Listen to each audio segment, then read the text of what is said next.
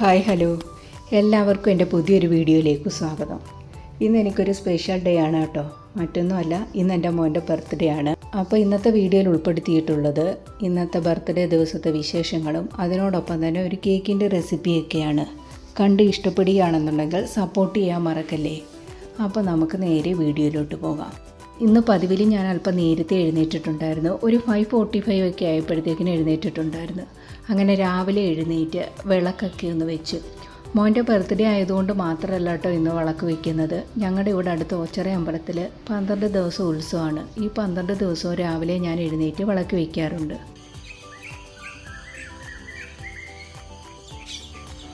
രാവിലെ എഴുന്നേറ്റ് കുളിച്ച് വിളക്ക് വെച്ചൊന്ന് പ്രാർത്ഥിച്ചു കഴിഞ്ഞാൽ തന്നെ അന്നത്തെ ദിവസം മൊത്തം മനസ്സിനൊരു വല്ലാത്ത സമാധാനമാണ്.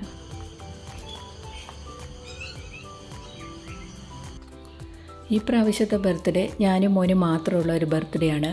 അവൻ കുറച്ച് ദിവസം ലീവ് എടുത്തത് കാരണം അവന് ലീവ് എടുക്കാൻ പറ്റത്തില്ല. അങ്ങനെ പപ്പിച്ച് കൂടെ ഇല്ലാത്തൊരു ബർത്ത്ഡേ ആണ് ഈ പ്രാവശ്യം.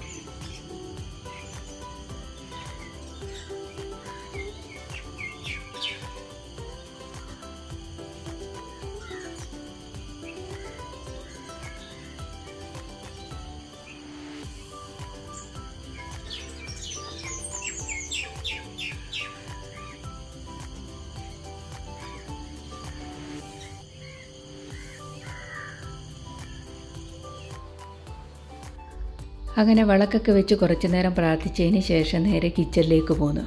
ഇന്ന് മോന് കോളേജുള്ള ദിവസമാണ്. അപ്പോൾ മോൻ പോകുന്നതിന് മുമ്പായിട്ട് ഞങ്ങൾക്കൊന്ന് അമ്പലത്തിൽ പോവുകയും വേണം.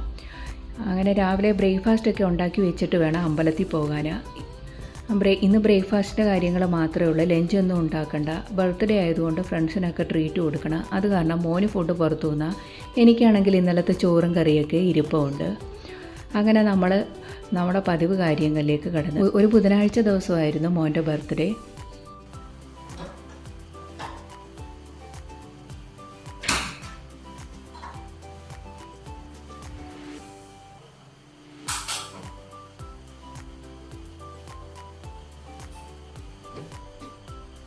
ഇന്ന് ബ്രേക്ക്ഫാസ്റ്റിന് ദോശയും ചട്നിയുമാണ്. അങ്ങനെ ചട്നിക്കുള്ള തേങ്ങയൊക്കെ എടുത്തുനിന്ന് ഫ്രിഡ്ജിൽ നിന്ന് വെളിയിലേക്ക് വെച്ചു. അപ്പോഴേക്കും മോനും എഴുന്നേറ്റ് വന്നിട്ടുണ്ടായിരുന്നു. അങ്ങനെ അവനെയൊക്കെ ഒന്ന് വിഷ് ചെയ്തതിന് ശേഷം ഞാൻ എൻ്റെ പതിവ് കാര്യങ്ങളിലേക്ക് കടന്നു. കാലങ്ങളൊക്കെ എത്ര പെട്ടെന്നാണ് പോകുന്നതല്ലേ. എൻ്റെ മോന് 21 വയസ്സായി. കുട്ടികളൊക്കെ എത്ര പെട്ടെന്നാണ് വളരുന്നത്. എല്ലാം ഇന്നലെ കഴിഞ്ഞെന്ന പോലെ തോന്നുകയാണിപ്പോൾ.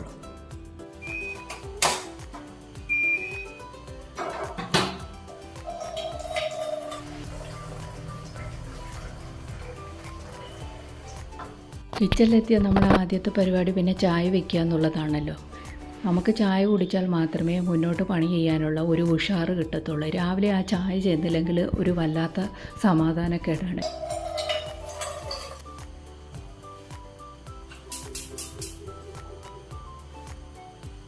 ഇപ്പോൾ കുറച്ച് ദിവസമായിട്ടാണെങ്കിൽ ഇവിടെ പാല് കൊണ്ടുവരുന്നില്ല. പാല് കൊണ്ടുവരുന്ന ചേട്ടന് കണ്ണിൻ്റെ സർജറി കഴിഞ്ഞ് കിടക്കുകയാണ്. അത് കാരണം ഇപ്പോൾ പാല് കൊണ്ടുവരുന്നില്ല. ഇപ്പോൾ പാക്കറ്റ് പാലാണ് മേടിക്കുന്നത്. എനിക്കാണെങ്കിൽ ഈ പാക്കറ്റ് പാലിൻ്റെ ചായ എനിക്ക് ഇഷ്ടമേ അല്ല. പിന്നെ വേറെ മാർഗ്ഗമില്ലാത്തതുകൊണ്ട് മേടിക്കുന്നതേ ഉള്ളൂ. ഇനി കുറച്ച് ദിവസത്തേക്ക് ഇവിടെ പാക്കറ്റ് പാല് തന്നെ ശരണം.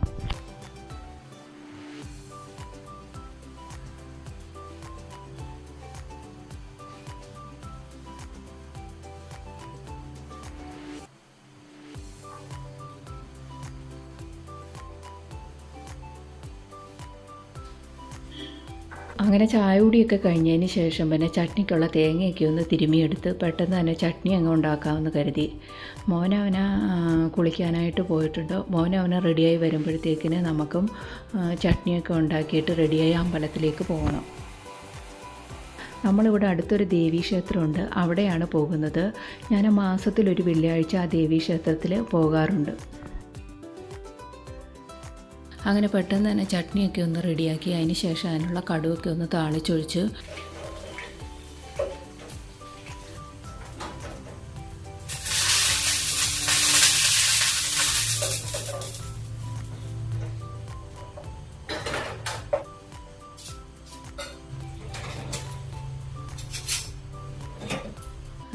അതിന് ശേഷം പിന്നെ മാവൊക്കെ ഒന്ന് ഇളക്കി മാറ്റി വെച്ച് ദോശ പിന്നെ വന്നിട്ട് ചുട്ടാൽ മതിയല്ലോ.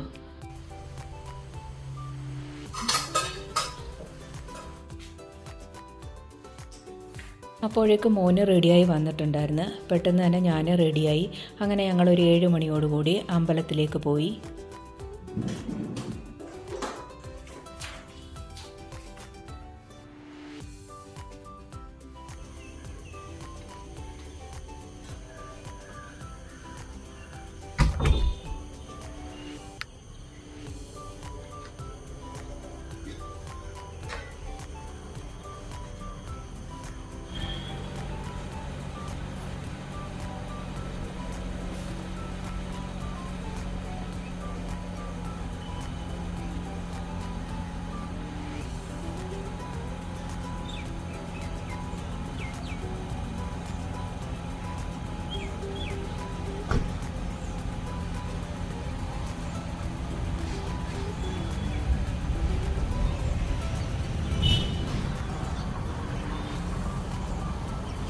കടൽ പോലെ വരവായി ജനകോടിയേറി സർവേശ്വര നിന്റെ നാമം ഈ നാടെന്നും ദർശനം വിശ്വാസികൾക്കെന്നും അമൃതു തന്നെ.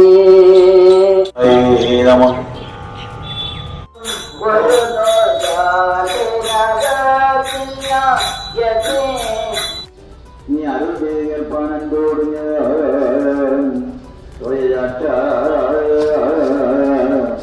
ബന്ധമുണ്ട് അതും സപ്തരജസ്തമോ വേദം ചിന്നാത്മകൻ വിത്തരം. മണ്ഡലകാലമായതുകൊണ്ട് തന്നെ ക്ഷേത്രത്തിലൊക്കെ അത്യാവശ്യം നല്ല തിരക്കുണ്ടായിരുന്നു. അങ്ങനെ ക്ഷേത്രത്തിലെത്തി തൊഴുത് പ്രാർത്ഥിച്ച് വഴിപാടുകളൊക്കെ നടത്തിയതിന് ശേഷം ഞങ്ങളൊരു 8 മണിയൊക്കെ ആയപ്പോഴത്തേക്ക് ഞങ്ങൾ തിരിച്ച് വീട്ടിലെത്തി.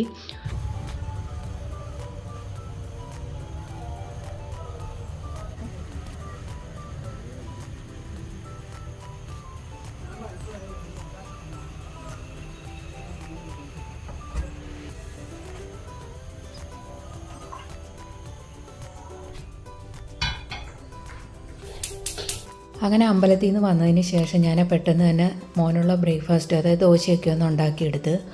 അവനാണെങ്കിൽ ദോശ ചൂടോടുകൂടിയാണെങ്കിലേ കഴിക്കത്തുള്ളൂ. തണുത്ത് കഴിഞ്ഞാൽ അവന് പിന്നെ ദോശ അത്ര ഇഷ്ടമില്ല. ദോശയൊക്കെ കൂടുതൽ ഇഷ്ടം അവന് ഇഡ്ഡലിയാണ്.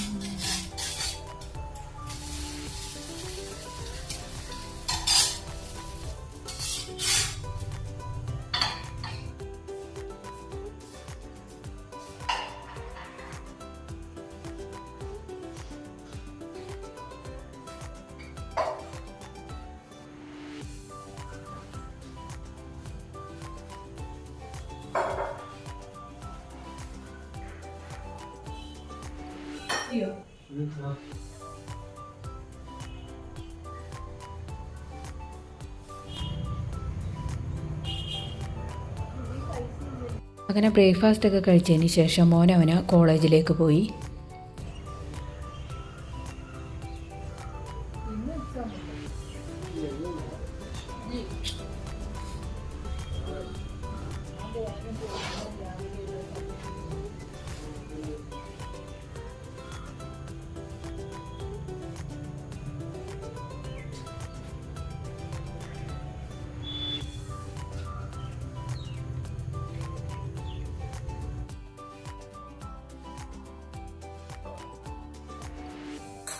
അങ്ങനെ മോനൊക്കെ പോയതിന് ശേഷം പിന്നെ ചായയൊക്കെ വെച്ച് ഞാൻ എൻ്റെ ബ്രേക്ക്ഫാസ്റ്റ് കഴിച്ചു.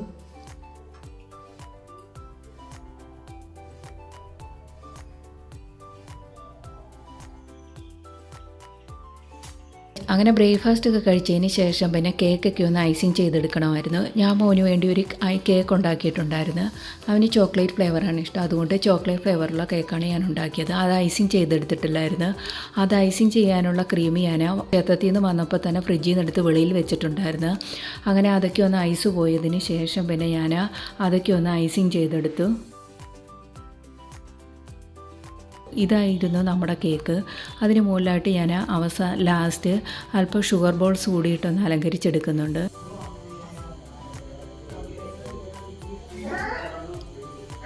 Happy birthday to you. Happy birthday to you. Happy birthday, Morningseven. Happy birthday, Alannu.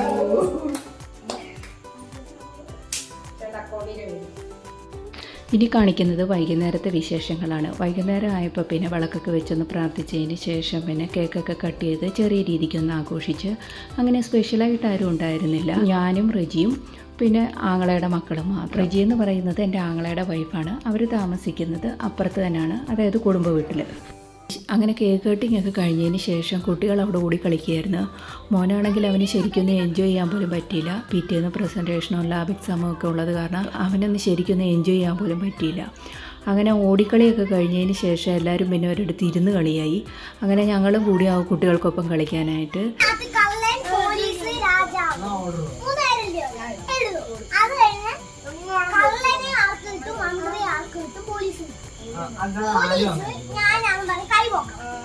എന്നിട്ട് ഞങ്ങൾ രണ്ടുപേരും ഉണ്ടല്ലോ, ചിലപ്പോ മന്ത്രിയായിരിക്കും, ചിലപ്പോ കള്ളനായിരിക്കും. കള്ളനായിട്ട് കണ്ടുപിടിക്കാം. അമ്മയ്ക്ക് 100 അപ്പോഴേക്കും പിന്നെ ഫുഡ് വന്നിട്ടുണ്ടായിരുന്നു. അങ്ങനെ കളിയൊക്കെ കഴിഞ്ഞതിന് ശേഷം പിന്നെ എല്ലാവരും കൂടെ ഫുഡൊക്കെ കഴിച്ചു.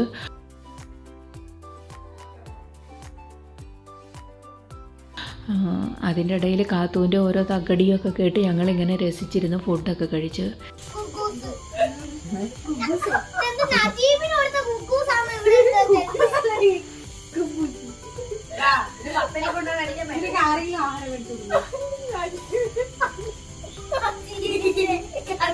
അങ്ങനെ കുട്ടികൾക്കുള്ള ഫുഡൊക്കെ കൊടുത്തതിന് ശേഷമാണ് പിന്നെ ഞങ്ങൾ ഫുഡ് കഴിച്ചത്.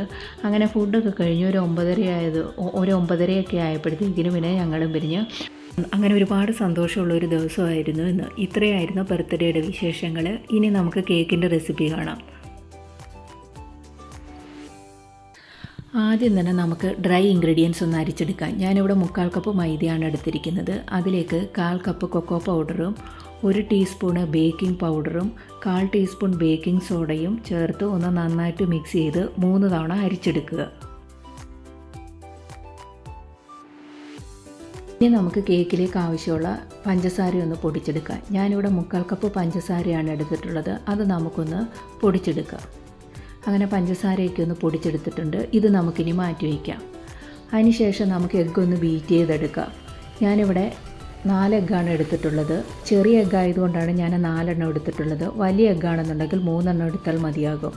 അതിലേക്ക് നമ്മൾ പൊടിച്ചു വെച്ച പഞ്ചസാര കുറച്ചായി ചേർത്ത് കൊടുത്ത് ഒന്ന് ബീറ്റ് ചെയ്തെടുക്കാം.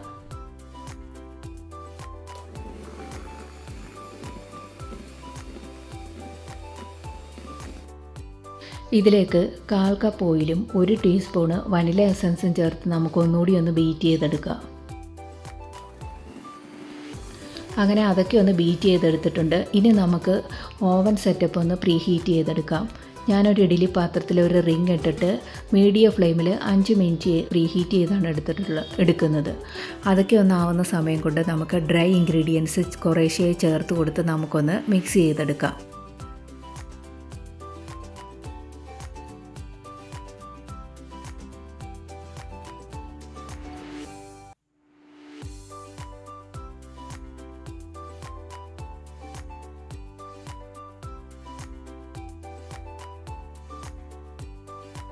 അതിലേക്ക് നമുക്ക് 2 ടീസ്പൂണ് ഇളം ചൂടുള്ള പാലൂടെ ചേർത്ത് ഒന്ന് മിക്സ് ചെയ്തെടുക്കാം. അങ്ങനെ നമ്മുടെ ബാറ്റർ ഇവിടെ റെഡി ആയിട്ടുണ്ട്. അത് നമുക്ക് ഒരു ബേക്കിംഗ് ട്രേയിലേക്ക് ഒഴിച്ചു കൊടുക്കാം. ഞാനിവിടെ 8 ഇഞ്ചിൻ്റെ ഒരു ബേക്കിംഗ് ട്രേ ആണ് എടുത്തിട്ടുള്ളത്.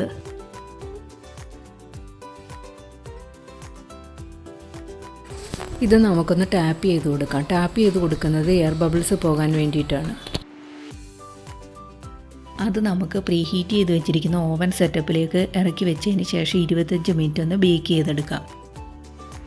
അങ്ങനെ 25 മിനിറ്റിന് ശേഷം നമുക്കൊന്ന് സ്ക്വയർ ഉപയോഗിച്ചൊന്ന് കുത്തി നോക്കാം നമ്മുടെ കേക്ക് വെന്തിട്ടുണ്ടോ എന്ന്. അങ്ങനെ നമ്മുടെ കേക്കൊക്കെ ഒന്ന് വെന്ത് വന്നിട്ടുണ്ട്. ഇതിനെ നമുക്ക് തണുക്കാനായിട്ട് മാറ്റി വെക്കാം. അങ്ങനെ നമ്മുടെ കേക്കൊക്കെ ഒന്ന് തണുത്ത് വന്നിട്ടുണ്ട്. ഇതൊന്ന് നമുക്കിനി ഡീമോൾഡ് ചെയ്തെടുക്കാം. അങ്ങനെ നമ്മുടെ കേക്കൊക്കെ ഒന്ന് ഡീമോൾഡ് ചെയ്തെടുത്തിട്ടുണ്ട്. അതിന് ശേഷം അതിൻ്റെ മുകളിലുള്ള ബട്ടർ പേപ്പർ കൂടി ഒന്ന് മാറ്റി കൊടുക്കുന്നുണ്ട്.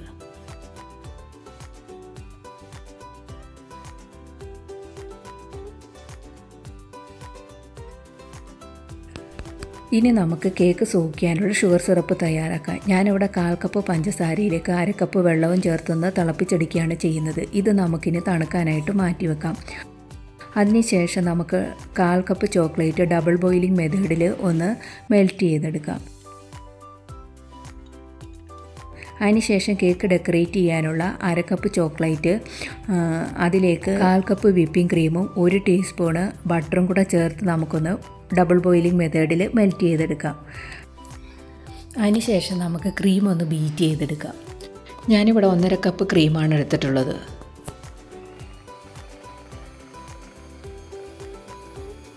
അങ്ങനെ നമ്മുടെ ക്രീമൊക്കെ ഒന്ന് ബീറ്റ് ചെയ്തെടുത്തിട്ടുണ്ട്. അതിലേക്ക് നമുക്ക് നേരത്തെ തയ്യാറാക്കി വെച്ചിരിക്കുന്ന ചോക്ലേറ്റ് ചേർത്ത് ഒന്നുകൂടി ഒന്ന് ബീറ്റ് ചെയ്തെടുക്കാം.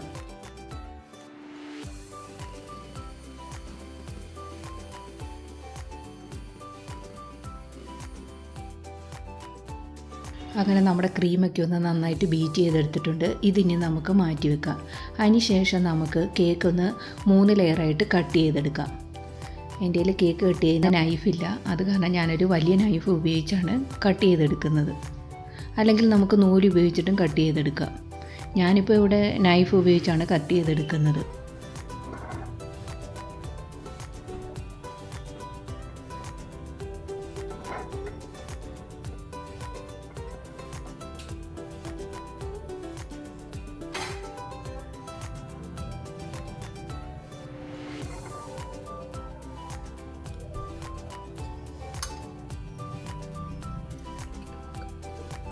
അങ്ങനെ നമ്മുടെ കേക്കൊക്കെ 3 ലെയറായിട്ടൊന്ന് കട്ട് ചെയ്തെടുത്തിട്ടുണ്ട്. ഇനി നമുക്കിതൊന്ന് ഐസിങ് ചെയ്തെടുക്കാം. ഒരു ടേൺ ടേബിളിന് മുകളിലായിട്ട് നമുക്കൊരു കേക്ക് ബോർഡ് വെച്ച് കൊടുക്കാം. അതിന് മുകളിലായിട്ട് നമുക്ക് അല്പം വിപ്പിംഗ് ക്രീം സ്പ്രെഡ് ചെയ്ത് കൊടുക്കാം. അതിന് ശേഷം നമുക്ക് കേക്കുകൾ ഓരോ ലെയറായിട്ട് വെച്ച് കൊടുക്കാം. ഞാനിവിടെ ഏറ്റവും മുകളിലത്തെ ലെയറാണ് ഏറ്റവും അടിയിലായിട്ട് വെച്ച് കൊടുക്കുന്നത്. അതിലേക്ക് നമ്മൾ നേരത്തെ തയ്യാറാക്കി വെച്ചിരിക്കുന്ന ഷുഗർ സിറപ്പ് നമുക്ക് ഇതുപോലൊരു ബോട്ടിലാക്കി ഒഴിച്ചു കൊടുക്കുക. അതിന് മുകളിലായിട്ട് നമുക്ക് ക്രീം ഒന്ന് സ്പ്രെഡ് ചെയ്ത് കൊടുക്കാം.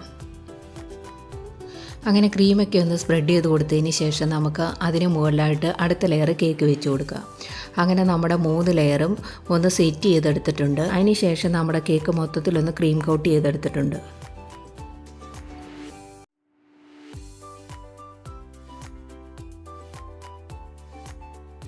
അതിന് മുകളിലായിട്ട് നമുക്ക് ഒരു നോസിൽ ഉപയോഗിച്ചിട്ട് ഫ്ലവർ വരച്ചു കൊടുക്കാം. അങ്ങനെ നമ്മുടെ കേക്കൊക്കെ ഒന്ന് ഡെക്കറേറ്റ് ചെയ്തെടുത്തിട്ടുണ്ട്. ഇതിന് മുകളിലായിട്ട് ചോക്ലേറ്റ് സിറപ്പ് ഒഴിക്കുന്ന ഒരു വീഡിയോ ഉണ്ട്. അതെൻ്റെ കയ്യിൽ നിന്ന് മിസ്സായി പോയിട്ടുണ്ട്. ഞാൻ വീഡിയോ ഓണാണെന്ന് വിചാരിച്ചു, പക്ഷേ എൻ്റെ കയ്യിൽ അത് കിട്ടിയില്ല. അത് കാരണം അതിനകത്ത് ഉൾപ്പെടുത്തിയിട്ടില്ല. ഇതായിരുന്നു നമ്മുടെ കേക്കിൻ്റെ ഫൈനൽ ലുക്ക്.